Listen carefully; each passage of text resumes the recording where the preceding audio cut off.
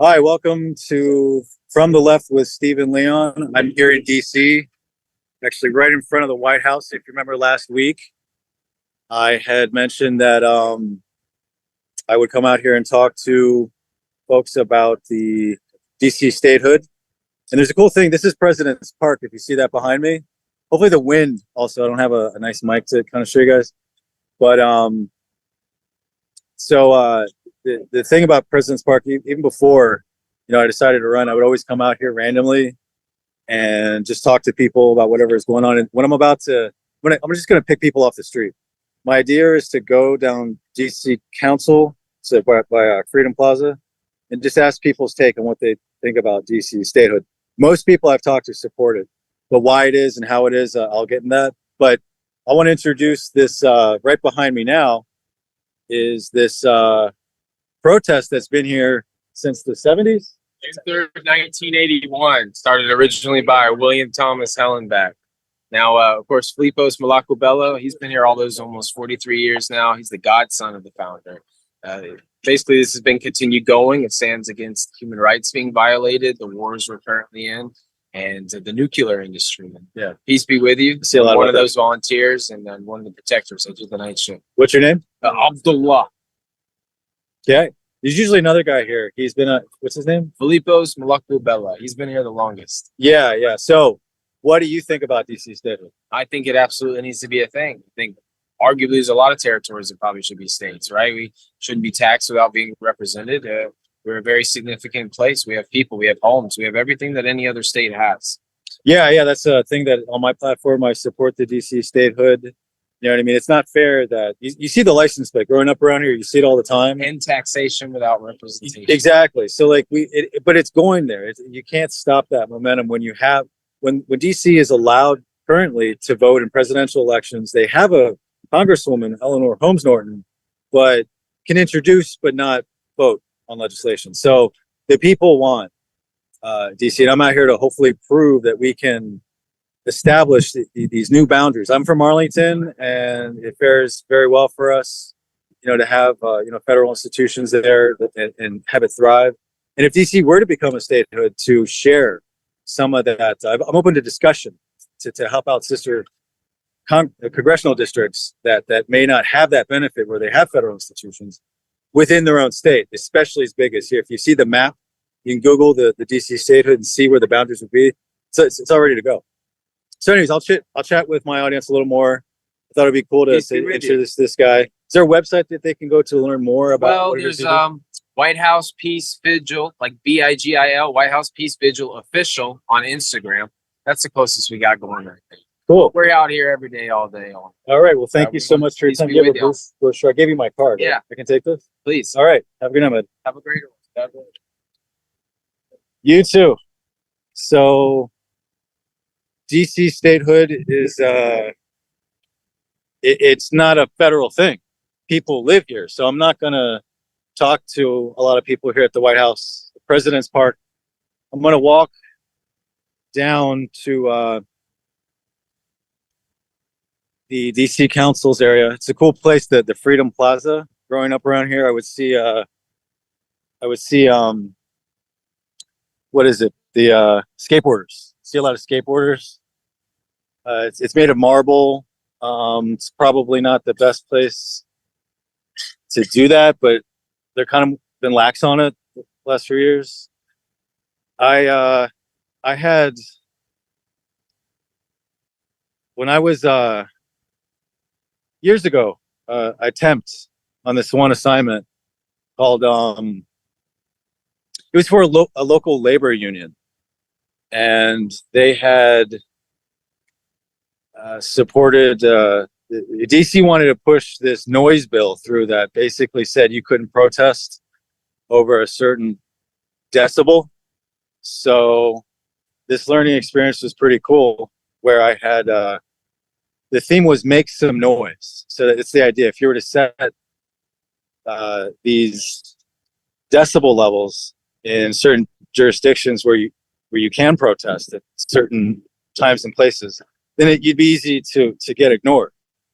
So this local labor union, I think it was 25 or something, So we went out there to Freedom Plaza where I'm going, and we had basically just shouted, make some noise. So DC Council came out and they're like, okay, we're stuffing the bill, but they keep trying. You know what I mean? It's like that's the thing about protest, and that really comes down to kind of this paradigm shift that we all really want. And some of us put a lot of different words or slogans or whatever it might be to get that. But when it comes to DC statehood, my thing is getting. This is a time for us to really unite and show the world that we can come together, even when there's other things in the world going on where, fundamentally, war is about socioeconomics. You know what I mean? If you can see that what's going on with Israel and everything with Palestine and their two-state solution or lack of it, and it doesn't justify what Hamas has done, it doesn't justify what Israel has done with Syria and Iran, and all this stuff. And it's very important for us as politicians that we don't take religious narratives and all that. You know what I mean? Like it's, I support. I mean, what legislator? I gotta jet across the street before the light turns green. Okay. So, yeah, and that's something to be said. Like, it's not always pretty over here. January 6th. But this is still the new world, right? This is still the new world, and how we're able to obtain our ways of life through discussion and law. So the DC statehood movement has been going on for a while. It would be the Douglas Commonwealth. Again, I was mentioning before that it would socioeconomically benefit this area, and have the example of how we're able to unite these boundaries. And idealistically, again, it's everywhere. The ideologues of obtaining that socioeconomic balance. And I think that's where we're at here in the U.S., where simplest terms, general welfare, fiscal responsibility. It's very easy to get wrapped up in winds blowing. So hopefully you hear me. Really windy, very windy these couple days. I was out getting signatures yesterday, and I put my clipboard down. I had a full page, it was on legal paper, and 20 signatures just blew away. I'm getting close. I'm almost there. I've got plenty of time. So, if we take these ideologues from the left, general welfare to overt government subsidization, if we get people on welfare is good, but it should be temporary. If we create a system where it's a dependence, then of course everyone knows that would create higher taxes. So that's something on the left that we have to be very cognizant about. And but if then on the right, it's that fiscal responsibility. And then we have to just get rid of the unconstitutional things about women's rights and gay marriage, and those are things that people want. The majority is very clear. And then we can use this, our nation's capital would still be our nation's capital. You really have to take a look at this is Freedom Plaza, and there's a concert going on, so I don't think that's going to be the best spot to ask people what they think about DC statehood. It's pretty loud. I wanted to show you guys where they used to skateboard. So you look,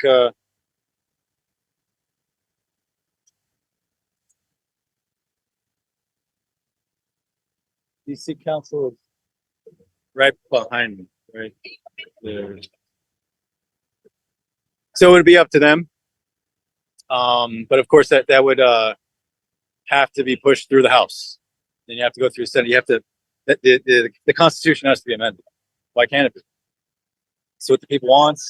if we can really balance this thing out and just not go with these blind ideologues. I'm gonna ask people across the street because this is too noisy. I have to cross the street. All right. So, this will be Quaints. I didn't want it to be too in your face nasty. Maybe you guys get to see what it's like to, if I had petitions, the signature just to get people to sign. How often you get no's. Something nice here. There's the Washington Monument right behind me. So, where was I? Before I start asking folks as they pass by, and we pressed if they even really stop, have a discussion. And it is 8:41. Yeah, so like I'm example from the left where I see that as a progress trap of taking the ideologue of general welfare, and then you just put out that general empathy. The incumbent Don Beyer is a lot like that.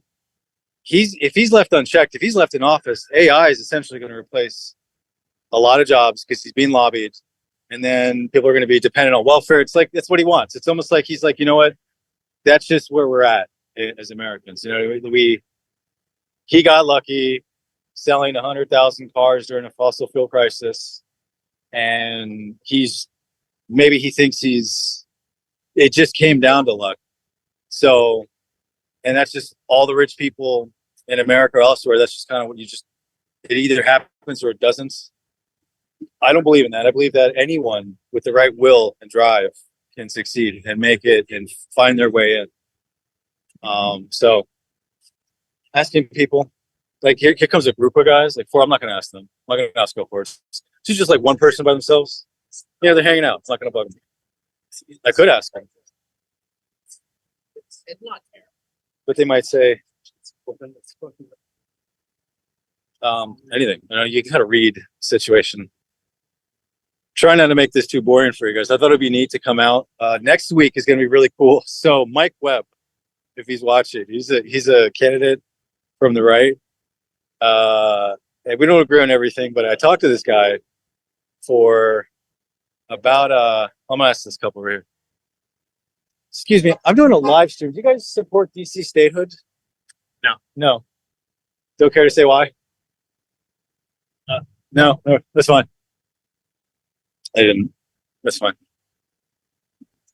Maybe they don't have a reason. Maybe see that's the thing about it. Maybe they don't genuinely have a reason. That's just what the party's saying. Maybe mess this guy. This guy might.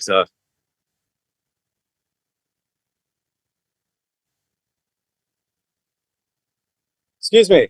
I'm doing a live stream about DC statehood. Do you support DC statehood? What's the integrity? What's the integrity of the mission statement? No. So I'm actually running for Congress, and DC statehood is part of my platform. And I'm from Arlington. It's my card. Do you have a Swiss franc? Do I have a Swiss franc? Yeah. What do you mean? I said it. Red Cross.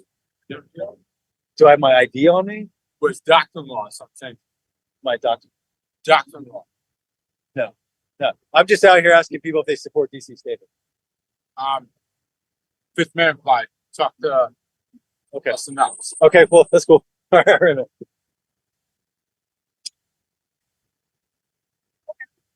But anyways,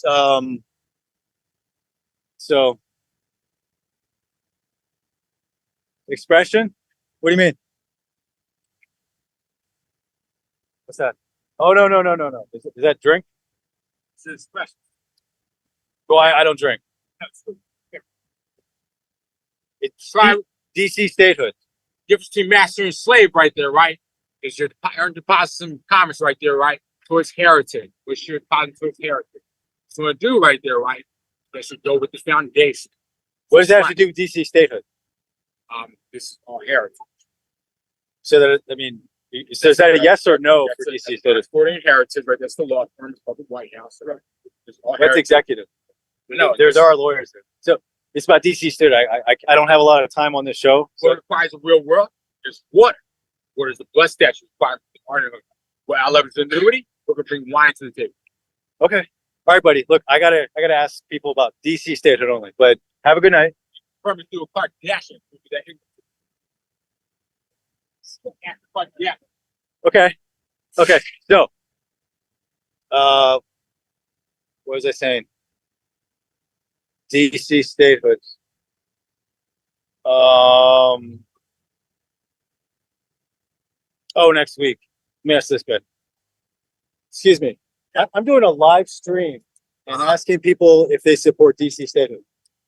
I'm not about it too much. I'm new to DC. I like Okay, off the top all right. of Virginia. Yeah, well, Yeah. actually, you know, I'm running for Congress across the river, and I just Oh. thought it'd be cool. This is my live stream to ask people what they thought, just for fun, just to get out. So check it out. I have to think about that. Get it, yeah, think about get that. I informed, appreciate think that, yeah. about it, and Thank you. check it out. Nice to meet you. Yeah, good luck. Too. Thanks.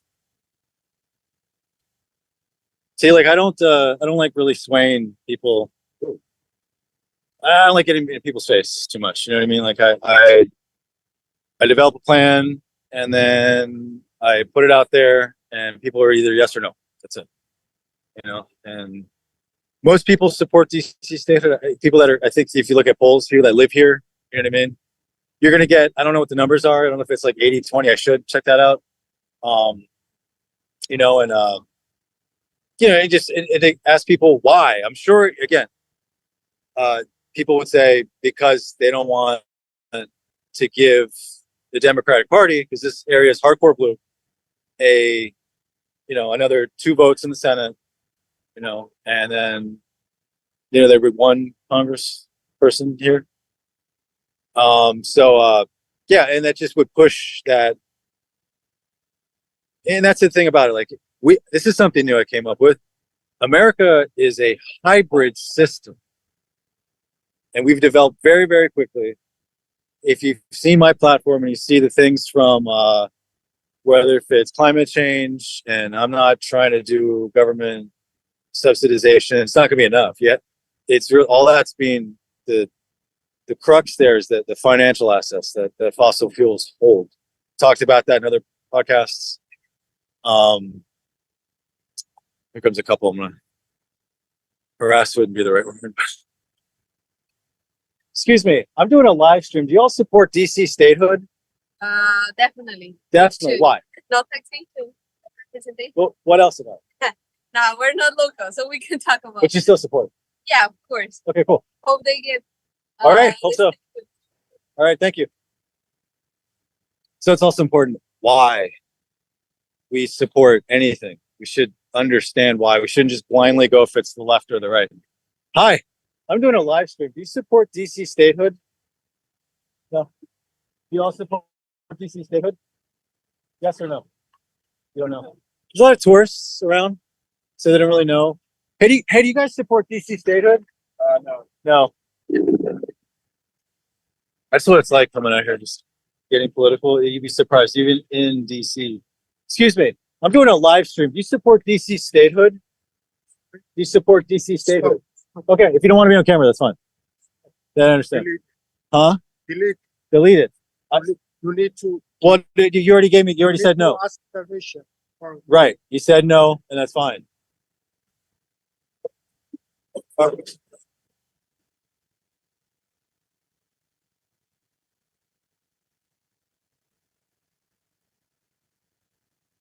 What's going on? I don't even know what's going on. What was that? Nice.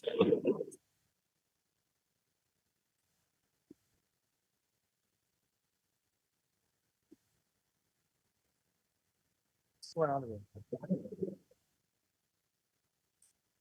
Excuse me, what's the thing today? There's like just a concert? Yeah. Hey, I'm doing a live stream. You support DC statehood? Say? Okay, that's fine. Thank you. I mean, I do have to technically ask. Say no. What's the worst gonna happen? That guy could assuming or say, take it off if he ever sees it. I mean, I respected his answer.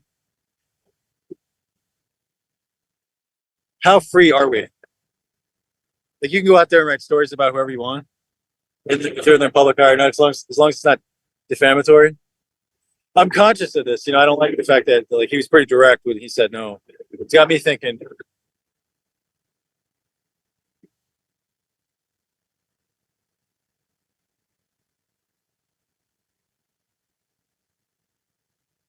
Hey, I'm a risk taker. I'm gonna ask this guy up here. Excuse me. I'm doing a live stream. Do you support DC statehood?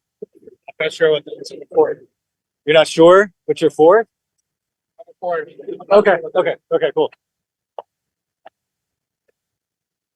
Well, now I feel bummed out at that guy. Like I should be asking. We got 10 minutes.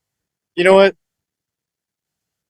Let's go find out what this party's about. But before I do that, most people support DC statehood. I've explained why. I put it on my website. Next week, it was really cool. One of the Republican candidates, Mike Webb, had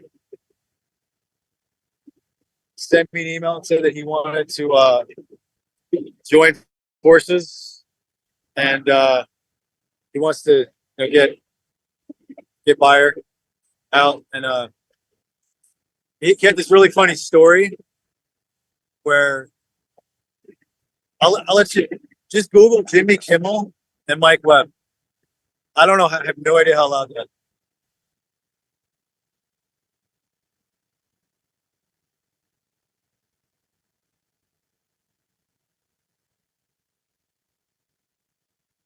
Fireworks are. So I'm going to have Mike Webb on my show next week. We're going to talk, and I'm going to show everyone that people from opposing parties can still sit in a room together. They may not agree on everything, and he said he wanted to help me get signatures. I thought that was. I think that's good. And I'm really looking at this consciously. It's like he's going to get on the ballot anyway. It's helping me on, and we have deadlines to meet. So, this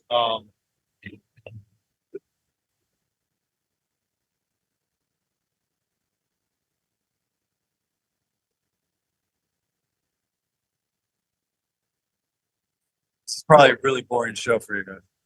If they're ever that entertaining, the idea is not to be. Try to get out of the way.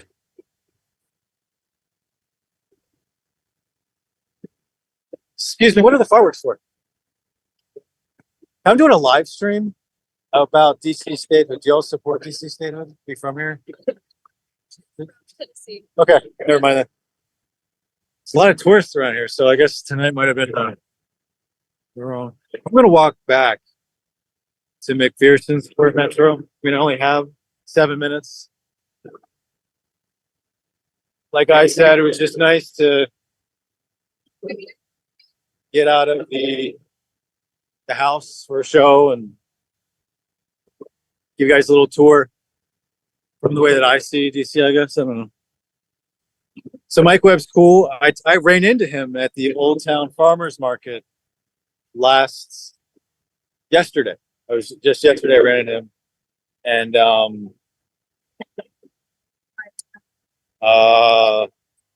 he's a funny guy. He's a likable guy. I spent an hour talking to him last week about stuff, and he's got a lot of experience. He's got like the stuff I go after the incumbent for. That stuff's all readily available. Like you can see it on through media literacy and whatever. But he's got more insider knowledge with just some of the contradictions that Byer is about. We're human beings. Everyone's got contradictions about themselves. We find humor in that stuff. But when it comes to our livelihoods, when it comes to what we're representing publicly to the masses, it's confusing. So that's probably what Mike, again, kind of unscripted. completely unscripted with that stuff. I mean, essentially, that's what I want to see. I want to be able to prove to the world that here we are, a hybrid society, and a hybrid system. And my platform is that it's a hybrid. It's assembled from the principle of the collective interest. So, and I hope people see it that way. You will see elements in there that are largely, or even not, that are Democratic. You'll also see elements in there. Republican Party is in a position of reformation. They see that.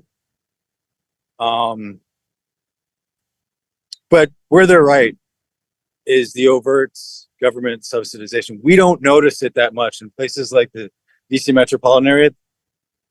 We don't, like, we during recessions, or we've got, our economy thrives, and no matter what the government does, because the government is here and people have to pay their taxes, and that upsets that. That's not fair to other congressional districts. I've read their social media posts. I'm aware of it. When I had filed that, when I was doing the research for that energy infrastructure patent, it's really where I started to think executively.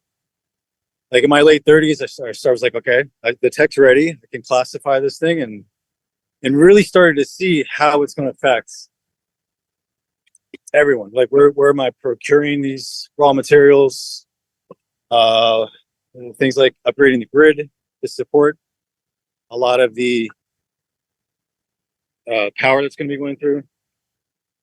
Charging stations, transitioning from fossil, but at the same time, it's like, I know that carbon is recyclable. You know, you can make a lot of things with whatever you sequester from the oceans. It'd be very simple for fossil fuel companies to use their resources to build these essentially boats, you know, that will use I believe it's hydrolysis. I've talked about this before, that will separate the carbon from salt water, and in that process creates hydrogen. So it just keeps recycling that. You can still manufacture with using carbon just capture, right? There will always be a need for that, but as far as burning into the atmosphere, just callously, it's just not going to work. So, and that's where we're at politically, where you have the left pushing for these things, but then not really addressing the excess of the private sector, things like CEO salary caps. If you want to get people, if you want to leave general welfare there for people, but you don't want them to be dependent on it, and the way that these corporations have just kind of kept growing, even post-COVID, where if you got people off the street, gave them a house, and then they, welfare is temporary, they get out and off it, and then they go get a job, they can't afford the housing. And it's not just for people with low-paying jobs. This affects your class, that your homeowners.